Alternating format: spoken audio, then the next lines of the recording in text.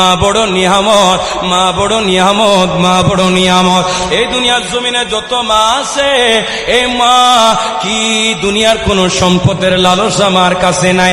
মাকে যদি টাকা না দেন, মাকে যদি কাপড় না দেন, মাকে যদি আপনি কবর না নেন, মার কাছে কোনো দুঃখ থাকবে না।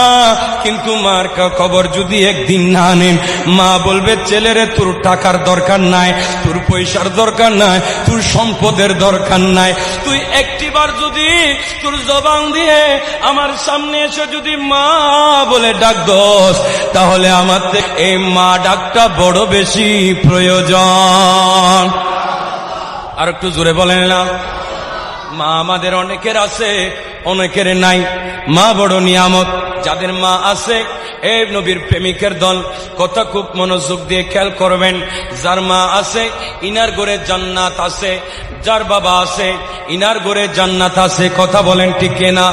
এই নবীর উম্মত, যদি মা থাকে, মার কদমের কাছে যায়বা, টুট লাগায়া চুমা দিবা। আমার নবী বলেন মার কদমে চুমা নয়, বাইতুল্লাহর চৌকটে চুমা দিয়েছ। আর একটু জোরে বলেন।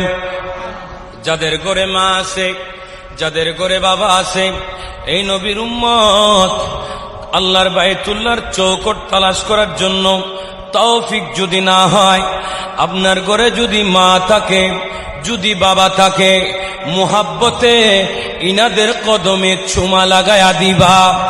এই নবীর উম্মত, আমার নবীর হাদিসে পাকে বলেন, এই সাহাবী শুনো, তোমরা যদি আল্লাহর বাইতুল্লাহর চৌকটে যদি চুমা দিতে চাও, তাহলে ঘরে যদি মা বাবা থাকে, মুহাব্বতে মা বাবার কদমে চুমো লাগিয়ে দাও, মা বাবার কদমে চুমো লাগিয়ে দাও। ইয়া রাসূলুল্লাহ, মা বাবার কদমে চুমা দিলে কি আল্লাহর বাইতুল্লাহর চৌকটে চুমা দেওয়ার সমান হবে? আমার নবী বলেন, আমার সাহাবীরা